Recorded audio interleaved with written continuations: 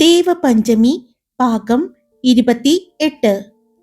അപ്പോഴാണ് അങ്ങോട്ട് കുഞ്ഞിനെയും കൊണ്ട് പഞ്ചമി വരുന്നത്. കുഞ്ഞ് കരയുന്നുണ്ട്, കുഞ്ഞിനെ ആശ്വസിപ്പിക്കുന്നുണ്ട്. അവളുടെ കൂടെ വരതയുണ്ട്. എന്തുപറ്റി മോളെ? ആരിന്റെ അമ്മ എഴുന്നേറ്റ് ചെന്ന് ചോദിച്ചു. വിശന്നിട്ടാണെന്ന് തോന്നുന്നു അമ്മേ. പിന്നെ ഇത്രയും സമയമായില്ലേ, കുഞ്ഞിന്റെ ഡയപ്പറൊക്കെ ഒന്ന് ചേഞ്ച് ചെയ്യണം. പിന്നെ കുഞ്ഞിന് പാലും കൂടി കൊടുത്തിട്ട് ഞാൻ വേഗം കൊണ്ടുവരാം എന്ന് പറഞ്ഞ് അവൾ അവിടെ നിന്നും ആരെയും നോക്കാതെ നടക്കാൻ പോയതും ശ്രാവണിന്റെ അമ്മ അവളുടെ കയ്യിൽ പിടിച്ചു. ആ സമയം തന്നെയാണ് അങ്ങോട്ട് ആര്യൻ വരുന്നത്. ദേ തള്ളെ, നിങ്ങളുടെ മകൻ ഇവളുടെ കയ്യിൽ ഒന്ന് കയറി പിടിച്ചതിന്റെയാണ് ശരീരമെല്ലാം ഡാമേജ് ആക്കി ദാ ആ വരുന്ന മനുഷ്യൻ വെച്ചിരിക്കുന്നത്. നിങ്ങളുടെ ഈ ശരീരത്തെ കൂടി ആ മനുഷ്യൻ ഡാമേജ് ആക്കിയാൽ മകനെ പോലെ അല്ല, താങ്ങില്ല. പ്രായം കുറേയില്ലേ. ഇനി മറ്റൊരു കാര്യം കൂടിയുണ്ട്. പുലിക്കാട്ടിൽ ആര്യവീറിന് പ്രായമൊന്നും ഒരു പ്രശ്നമല്ല. മുന്നിൽ നിൽക്കുന്നത് ആരാണ് എന്ന് പോലും നോക്കില്ല, അടിച്ചു പരത്തി കളയും. ദേഷ്യത്തോടെ വരദ പറഞ്ഞതും അവിടേക്ക് നടന്നു വരുന്ന ആര്യനെ കണ്ട് ശ്രാവണിന്റെ അമ്മയുടെ കൈ പഞ്ചമിയുടെ കയ്യിൽ നിന്നും വിട്ടു. ആര്യൻ ആരെയും നോക്കാതെ നടന്ന് പഞ്ചമിയുടെ അടുത്തേക്ക് വന്നു. അപ്പോഴും കുഞ്ഞു കിടന്ന് വാശി പിടിക്കുന്നത് കണ്ടതും കുഞ്ഞിന് പാല് കൊടുത്തില്ലേ? ആര്യൻ ചോദിച്ചു. കൊടുക്കാൻ പോവുകയാണ്, അവൾ പറഞ്ഞു. എന്ന് പറഞ്ഞ് അവനൊന്ന് മൂളിക്കൊണ്ട് അവിടെയുള്ള സോഫയിലായിട്ട് ഇരുന്നു. അത് കണ്ടതും പഞ്ചമി അവിടെ നിന്നും കിച്ചണിന്റെ ഭാഗത്തേക്ക് നടക്കാൻ പോയപ്പോഴാണ് നക്ഷത്ര കുഞ്ഞിനുള്ള പാലുമായിട്ട് അങ്ങോട്ട് വരുന്നത്. ഇതാ എടത്തി എന്ന് പറഞ്ഞ് അവൾ അത് പഞ്ചമിയുടെ കയ്യിലേക്ക് കൊടുത്തു. പഞ്ചമി അത് വാങ്ങിക്കൊണ്ട് കുഞ്ഞിനെയും കൊണ്ട് അവിടെ നിന്നും മുകളിലേക്ക് നടന്നു. അവളുടെ കൂടെ തന്നെ വരദയും നക്ഷത്രയും നടന്നു. ദേവ, താഴെ നിന്നും ആര്യന്റെ വിളി കേട്ടതും പഞ്ചമി അവിടെ നിന്നു. വേഗം വരണം, കുറച്ചു കാര്യങ്ങൾ സംസാരിക്കാനുണ്ട്. ആര്യൻ പറഞ്ഞതും വരാം, അവൾ പറഞ്ഞു. ആര്യൻ സോഫയിൽ ചെന്ന് ഇരുന്നു. ഇത്രയും സമയമായിട്ടും അരുന്ധതി തന്റെ കുഞ്ഞിനെ ഒന്ന് നോക്കുകയോ വാത്സല്യത്തോടെ ഒന്ന് ചേർത്ത് പിടിക്കുകയോ ചെയ്തിട്ടില്ല. അങ്ങനെ ഒരു കുഞ്ഞ് ഉണ്ടെന്ന് പോലും അവൾ മൈൻഡ് ചെയ്തിട്ടില്ല എന്നുള്ളത് പഞ്ചമി ശ്രദ്ധിച്ചു. പഞ്ചമി മാത്രമല്ല, അവിടെ വന്നിരിക്കുന്ന എല്ലാവരും. എന്നാലും അവരെന്ത് സ്ത്രീയാണല്ലേ, ഇത്രയുമായിട്ടും ഈ കുഞ്ഞിന്റെ അടുത്ത് ഒന്ന് സ്നേഹത്തോടെ നോക്കാനോ കുഞ്ഞിനെ എടുക്കാനോ അവർ ശ്രമിച്ചിട്ടില്ല. വരദ പറഞ്ഞു. അതിന് പഞ്ചമി ഒന്നും മിണ്ടിയില്ല. അവൾ കുഞ്ഞിനെ വീണ്ടും തന്റെ നെഞ്ചിലേക്ക് ചേർത്ത് പിടിക്കുകയാണ് ചെയ്തത്. പിന്നെ വേഗം കുഞ്ഞിനെയും കൊണ്ട് റൂമിലേക്ക് പോയി. ആര്യൻ അപ്പോഴും സോഫയിൽ തന്നെ കാലിന്മേൽ കാല് കയറ്റി വെച്ച് ഇരിക്കുകയായിരുന്നു. അവനെ നോക്കിക്കൊണ്ട് ശ്രേയയും അരുന്ധതിയും ശ്രാവണിന്റെ അമ്മയും എല്ലാവരും ഉണ്ടായിരുന്നു. അപ്പോഴാണ് അങ്ങോട്ട് സിദ്ധുവും ആര്യന്റെ സഹോദരന്മാരും വരുന്നത്. ആര്യൻ, സമയം എത്രയായില്ലേ? വന്നിരിക്കുന്ന VIP-കളെല്ലാം ഭക്ഷണം കഴിക്കാനായിട്ട് ഇരുന്നു, അവർ പറഞ്ഞു. ഇനിയിപ്പോ പ്രത്യേകിച്ച് ആരെങ്കിലും വരാനുണ്ടോ? ആര്യൻ അനിയൻ ആയുഷിനോട് ചോദിച്ചു. ഇല്ല ഏട്ടാ, നമ്മൾ ഇൻവൈറ്റ് ചെയ്ത എല്ലാവരും വന്നിട്ടുണ്ട്, ആയുഷ് പറഞ്ഞു. അവിടുത്തെ എല്ലാ പരിപാടികളും കഴിഞ്ഞിട്ട് ഈ വീട്ടിലെ എല്ലാവരും 10 മണിക്ക് ഇവിടെ വരണം. ആര്യൻ പറഞ്ഞതും സിദ്ധുവും ആയുഷും ബാക്കിയുള്ള അനിയന്മാരും വീണ്ടും പുറത്തേക്ക് പോയി. അപ്പോൾ അവിടെ തന്നെ നിൽക്കുകയായിരുന്നു അരുന്ധതിയും ശ്രേയയും ശ്രാവണിന്റെ ഫാമിലിയും.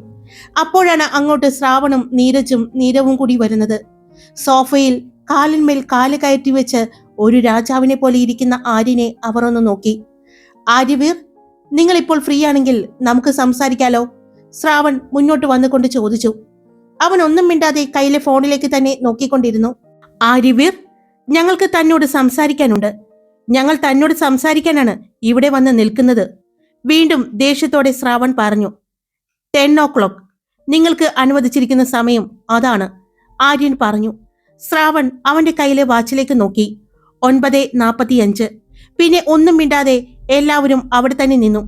ആരോടും ഇരിക്കാനോ ഒന്നും ആര്യനും ഫാമിലിയും പറഞ്ഞില്ല. ഫംഗ്ഷൻ ഭംഗിയായി തന്നെ നടന്നു. അല്പസമയം കൂടി കഴിഞ്ഞതും പഞ്ചമി കുഞ്ഞിനെയും കൊണ്ട് ഇറങ്ങി വന്നു. കുഞ്ഞിന്റെ വസ്ത്രമെല്ലാം മാറ്റി ഒരു ചെറിയ നൈറ്റ് ഡ്രസ്സാണ് കുഞ്ഞിനെ ഇട്ടിരിക്കുന്നത് എന്ന് കുഞ്ഞിനെ കണ്ട എല്ലാവർക്കും മനസ്സിലായി. ഇപ്പൊ കുഞ്ഞിന്റെ മുഖത്തെ ക്ഷീണമെല്ലാം മാറി കണ്ണുവിടർത്തി എല്ലാവരെയും നോക്കിയിരിക്കുന്നത് കണ്ടതും ആര്യന്റെ അമ്മ കുഞ്ഞിന്റെ അടുത്തേക്ക് ചെന്നു. ഉറങ്ങാനല്ലായിരുന്നോ വാശി മോളെ? ആര്യന്റെ അമ്മ ചോദിച്ചു. ഇല്ലമ്മേ, വിശന്നിട്ടായിരുന്നു. പിന്നെ ആ ഡ്രസ്സ് ഇഷ്ടപ്പെട്ടില്ല എന്ന് തോന്നുന്നു, ചൂടും കൂടി എടുത്തിട്ടുണ്ടാകും. ഞാൻ കൊണ്ടുപോയി ഒന്ന് കുളിപ്പിച്ചു, ഡ്രസ്സ് മാറിയപ്പോൾ തന്നെ ആള് ഓക്കെയായി, അവൾ പറഞ്ഞുകൊണ്ട് കുഞ്ഞിന്റെ കവിളിൽ ഉമ്മ വെച്ചതും കുഞ്ഞ് അവളുടെ കുഞ്ഞിക്കൈ കൊണ്ട് പഞ്ചമിയുടെ കവിളിൽ പിടിച്ചുകൊണ്ട് അവൾ ചെയ്തതുപോലെ തന്നെ തിരിച്ച് ഉമ്മ കൊടുത്തു. ഇതെല്ലാം കണ്ടുകൊണ്ടാണ് അരുന്ധതി അവിടെ നിന്നത്. എന്നാൽ കുഞ്ഞ് ഉമ്മ വെച്ചതും അവൾ വീണ്ടും കുഞ്ഞിന്റെ മറുകവളിൽ കൂടി ഉമ്മ വെച്ചു. പഞ്ചമി ചെയ്യുന്നത് പോലെ തന്നെ കുഞ്ഞ് ചെയ്യുന്നത് കണ്ടുകൊണ്ട് ആര്യവീർ അവളെ തന്നെ നോക്കി നിന്നു. ആര്യന്റെ ശ്രദ്ധ പഞ്ചമിയിലാണ് എന്ന് കണ്ട് അരുന്ധതിക്കും ശ്രേയയ്ക്കും ദേഷ്യം തോന്നി. പഞ്ചമി കുഞ്ഞിനോട് അടുക്കുന്നതും കുഞ്ഞിനെ കളിപ്പിക്കുന്നതും എല്ലാം ആര്യൻ നോക്കിക്കാണുകയായിരുന്നു. എന്നാൽ അത് ഒരു പകയോടെ ദേഷ്യത്തോടെയാണ് അരുന്ധതി അത് കണ്ടത്. ആ സമയത്താണ് അങ്ങോട്ട് ബ്രഹ്മദത്തൻ നടന്നു വരുന്നത്. ബ്രഹ്മദത്തൻ നടന്നു വന്നതും ക്ലോക്കിൽ 10 മണി അടിച്ചു. എത്ര സമയമായിന്നറിയോ ഇവിടെ വന്ന് നിൽക്കുന്നത്? നീ എവിടെയായിരുന്നു? ശ്രാവൺ ചോദിച്ചു. അവന്റെ നോട്ടം അപ്പോൾ കുഞ്ഞിന്റെ കവളിൽ മൂക്കിട്ട് ഉരസുന്ന പഞ്ചമിയിലായിരുന്നു. നേരത്തെ വന്നിട്ടും കാര്യമൊന്നും ഉണ്ടായില്ലല്ലോ? അവൻ ചോദിച്ചു. നീ കൂടി വന്നിരുന്നെങ്കിൽ നേരത്തെ കാര്യം കഴിഞ്ഞ് അവളെയും കൊണ്ട് വീട്ടിൽ പോകാമായിരുന്നു, ശ്രാവൺ പറഞ്ഞു. അത് നടക്കില്ല. കാരണം സമയം പറഞ്ഞത് ആര്യനാണ്. അവൻ പറഞ്ഞ സമയത്തിന് മുൻപ് വന്നാലോ അവൻ പറഞ്ഞ സമയത്തിന് ശേഷം വന്നാലോ അവൻ സംസാരിക്കില്ല. അതെനിക്ക് വ്യക്തമായിട്ട് അറിയാം. അതുകൊണ്ട് തന്നെയാണ് ഞാൻ കറക്റ്റ് ടൈമിന് ഇവിടെ എത്തിയത്. ആര്യനെ നോക്കിക്കൊണ്ട് ദേഷ്യത്തോടെയാണ് ബ്രഹ്മദത്തൻ അത് പറഞ്ഞത്. എന്തൊരു അഹങ്കാരമാണ് ഈ ചെക്കന്! ഇവിടെ നമ്മൾ ഇത്രയും പേരും നിന്നിട്ട് അവനൊന്ന് ഇരിക്കാൻ പറഞ്ഞില്ല, ശ്രാവണിന്റെ അമ്മ പതിയെ പറഞ്ഞു. എന്നാൽ ആര്യന്റെ നോട്ടം പഞ്ചമിയിലായിരുന്നു. കാരണം കുഞ്ഞിന്റെ കളിച്ചിരികൾ അവിടെ മുഴങ്ങുന്നുണ്ടായിരുന്നു. അത് എല്ലാവരുടെയും ശ്രദ്ധ കുഞ്ഞിലേക്കും പഞ്ചമിയിലേക്കും എത്തിച്ചു. അവള് കുഞ്ഞിനെ സോപ്പിട്ട് കയ്യിലെടുത്തിരിക്കുകയാണ്, കണ്ടില്ലേ? അതുകൊണ്ടാണ് അവൻ നമ്മളെ ശ്രദ്ധിക്കുന്നത് പോലും ഇല്ലാത്തത്, ശ്രേയയുടെ അമ്മ അവളുടെ ചെവിയിലായിട്ട് പറഞ്ഞു. അത് ശരിയാണെന്ന് അവൾക്കും തോന്നി. പഞ്ചമി കുഞ്ഞിനെ കളിപ്പിക്കുന്നതും മറ്റും ആര്യൻ ശ്രദ്ധിക്കുന്നുണ്ട് എന്ന് അവളും ശ്രദ്ധിച്ചിരുന്നു. 10 മണി അടിച്ച സമയം ആര്യന്റെ ഫാമിലിയിലുള്ള എല്ലാവരും അവിടെ എത്തി. മുത്തശ്ശി ആര്യന്റെ അടുത്തുള്ള സോഫയിലായിട്ട് ഇരുന്നു. ആര്യൻ അവിടെയുള്ള എല്ലാവരോടും ഇരിക്കാനായിട്ട് പറഞ്ഞു. ഇവൻ ഇപ്പോഴാണോ നമ്മളെയെല്ലാം കണ്ണിൽ പിടിച്ചത്? നീരഞ്ജന്റെ അമ്മയാണ് ചോദിച്ചത്. മിണ്ടാതിരിക്കുക, ശ്രേയ പതിയെ പറഞ്ഞു. ദേവാ, ആര്യൻ വിളിച്ചതും പഞ്ചമി കുഞ്ഞിൽ നിന്നും ശ്രദ്ധ മാറ്റി ആര്യനെ നോക്കി. ഇവിടെ വന്നിരിക്കുക, ആര്യൻ അവന്റെ അടുത്ത് കൈ കാണിച്ചുകൊണ്ട് പറഞ്ഞതും പഞ്ചമി ആരെയും നോക്കാതെ കുഞ്ഞിനെയും കൊണ്ട് ആര്യന്റെ തൊട്ടടുത്ത് തന്നെ വന്നിരുന്നു. കുഞ്ഞിനെ മടിയിലേക്ക് ചേർത്ത് വെച്ചു. ഇനി നിങ്ങൾക്ക് എന്താണ് പറയാനുള്ളത്? ആര്യൻ ഗൗരവത്തോടെ ചോദിച്ചതും ശ്രാവൺ ബ്രഹ്മദത്തനെ നോക്കി. പിന്നെ മുന്നിലേക്ക് കയറിയിരുന്നു കൊണ്ട്, ഈ ദേവപഞ്ചമി ഞാൻ വിവാഹം കഴിക്കാൻ പോകുന്ന പെണ്ണായിരുന്നു. എന്റെയും ഇവളുടെയും വിവാഹം ഉറപ്പിച്ചതാണ്. അങ്ങനെയുള്ളപ്പോൾ നീ എന്ത് ധൈര്യത്തിലാണ് ഇവളെ വിവാഹം കഴിച്ചത്? ശ്രാവൺ ചോദിച്ചു.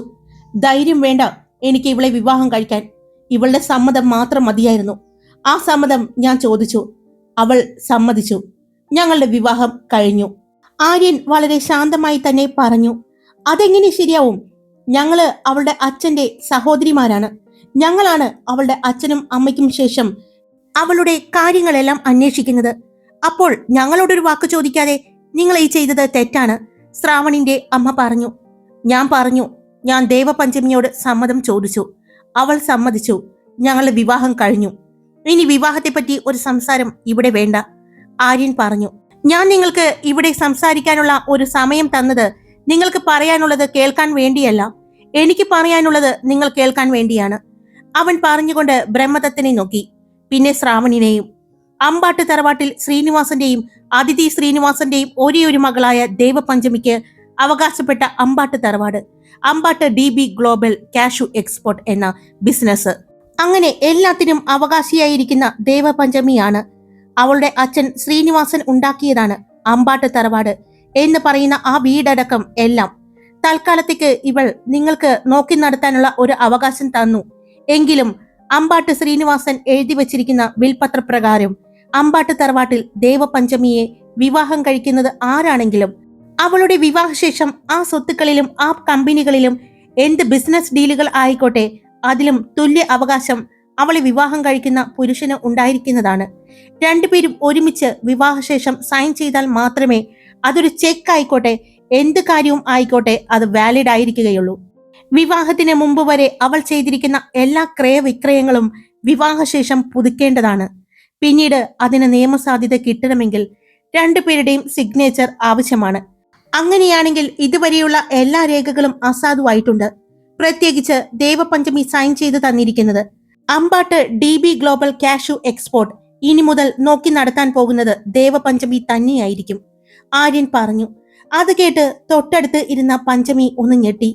അവൾ ഞെട്ടലോടെ അവന്റെ മുഖത്തേക്ക് നോക്കി. എന്നാൽ അവളെ നോക്കാതെ മുന്നിലിരിക്കുന്നവരെ നോക്കിയാണ് അവൻ സംസാരിക്കുന്നത്. മറ്റൊരു കാര്യം കൂടിയുണ്ട്. എത്രയും പെട്ടെന്ന് അമ്പാട്ട് വീട്ടിൽ നിന്നും നിങ്ങൾ എല്ലാവരും ഇറങ്ങണം. ആര്യൻ അത് പറഞ്ഞതും ഞെട്ടലോടെയാണ് ശ്രാവണിന്റെ അമ്മയും നീരജിന്റെ അമ്മയും അത് കേട്ടത്. അവർക്ക് വിശ്വസിക്കാൻ പറ്റുന്നുണ്ടായിരുന്നില്ല ഇതൊക്കെ. അത് അതൊന്നും പറ്റില്ല. പെട്ടെന്ന് തന്നെ എഴുന്നേറ്റ് നിന്ന് ശ്രാവണിന്റെ അമ്മ പറഞ്ഞു. ഞാൻ പറ്റുന്ന കാര്യം മാത്രമേ പറയാറുള്ളൂ, ആര്യൻ ഉറച്ച ശബ്ദത്തിൽ പറഞ്ഞു. ഇനി എനിക്ക് പ്രത്യേകിച്ചൊന്നും നിങ്ങളോട് ഇപ്പോൾ പറയാനില്ല. പക്ഷേ ബിസിനസ്സിൽ പഞ്ചമി ഏറ്റെടുത്ത് നടത്തുമ്പോൾ എന്തെങ്കിലും ഒരു വീഴ്ച കണ്ടെത്തിയാൽ അന്ന് നിങ്ങൾക്ക് മുന്നിൽ ഞാൻ വീണ്ടും വരും. അന്ന് പക്ഷേ എനിക്ക് പറയാനല്ല, ചെയ്യാനായിരിക്കും ഉണ്ടായിരിക്കുന്നത്, ആര്യൻ പറഞ്ഞു. പ്രതീക്ഷിക്കാത്ത ഒരു കാര്യം കേട്ട ഞെട്ടലിലായിരുന്നു പഞ്ചമിയുടെ വീട്ടുകാർ. പിന്നെ മറ്റൊരു കാര്യം കൂടിയുണ്ട്. ഇവളിപ്പോൾ ദേവപഞ്ചമി ശ്രീനിവാസൻ അല്ല, ദേവപഞ്ചമി ആര്യവീറാണ്. അതുകൊണ്ട് എന്റെ പെണ്ണിനെ ഇവിടെ നിന്ന് പിടിച്ചു കൊണ്ടുപോകാമെന്ന് ആരെങ്കിലും കരുതിയിട്ടുണ്ടെങ്കിൽ അതൊരിക്കലും നടക്കില്ല. പിന്നെ ആരെങ്കിലും ഇവളെ വേദനിപ്പിച്ചു എന്ന് ഞാൻ അറിഞ്ഞാൽ, അതൊരു നോട്ടം കൊണ്ടായിക്കോട്ടെ, അവളെ ഒരു സ്പർശം കൊണ്ടായിക്കോട്ടെ, ഞാൻ വെറുതെ ഇരിക്കില്ല. എന്റെ മുന്നിൽ ഇത്രയും നാളും ഒരു ശത്രുവായിട്ടോ മിത്രമായിട്ടോ വരാത്ത നിങ്ങൾക്കാർക്കും എന്നെ അറിയില്ല. പക്ഷെ എന്നെ അറിയുന്ന പലരും നിങ്ങളുടെ കൂട്ടത്തിലുണ്ട്. അതുകൊണ്ട് വീണ്ടും ഓർമ്മിപ്പിക്കുകയാണ്. ഒറ്റ പ്രാവശ്യം ഞാൻ പറയും, വീണ്ടും വീണ്ടും ഞാൻ പറയില്ല. എന്നെ കൊണ്ട് പറയിപ്പിക്കരുത്. പറയാനുള്ള ഇട വരുത്തിയാൽ അത് കേൾക്കാൻ നിങ്ങൾ ഉണ്ടാകണമെന്നില്ല, ആര്യൻ പറഞ്ഞു. ആര്യന്റെ മുത്തശ്ശിയും അമ്മയും എല്ലാവരും ശ്രദ്ധിച്ചത് ആര്യന്റെ അടുത്തിരിക്കുന്ന പഞ്ചമിയുടെ മടിയിലിരിക്കുന്ന കുഞ്ഞിനെയാണ്. ആര്യന്റെ മുഖത്തെ അതേ ഗൗരവം ആ കുഞ്ഞിന്റെ മുഖത്തും ഉള്ളതുപോലെ എല്ലാവർക്കും തോന്നി. അത്രയും നേരം കളിച്ചുകൊണ്ടിരുന്ന കുഞ്ഞ് ആര്യൻ സംസാരിച്ചു തുടങ്ങിയപ്പോൾ മുതൽ മുഖം ഗൗരവത്തിലായി. വളരെ ശ്രദ്ധയോടെ കുഞ്ഞിക്കണ്ണുകൾ വിടർത്തി മുന്നിലിരിക്കുന്ന എല്ലാവരെയും നോക്കിയിരിക്കുന്ന കുഞ്ഞിനെ കണ്ടപ്പോൾ ആര്യന്റെ മറ്റൊരു പതിപ്പാണ് എന്നാണ് ആ സമയം എല്ലാവർക്കും തോന്നിയത്. ഇനി എനിക്ക് ഒന്നും പറയാനില്ല.